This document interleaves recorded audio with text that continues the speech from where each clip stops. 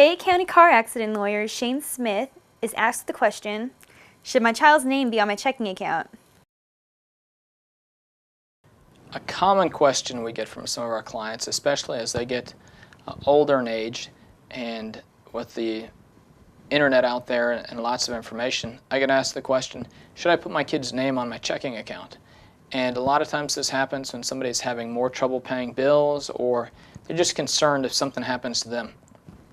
And it really is going to depend a lot on your situation with one of your children and what you want to do with your money and how much is in there. For instance, if you put your child's name on the account, the benefit is if something happens to you, that account probably will pass outside of probate because his name is on it or her name is on it and it goes directly to them. And that's because it's their money. But the issue is, if they decide to take that money out of there, guess what? They can. If you wanted all of those funds to be split up amongst your 3 children and only one's name was on the account, guess what? All of the funds go to that one child. If you wanted those funds set up specifically to take care of funeral and burial expenses, that's not necessarily going to happen because at the time of your death, it's going to go immediately to your child.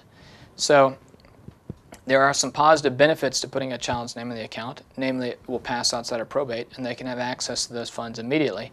But there are downsides as well.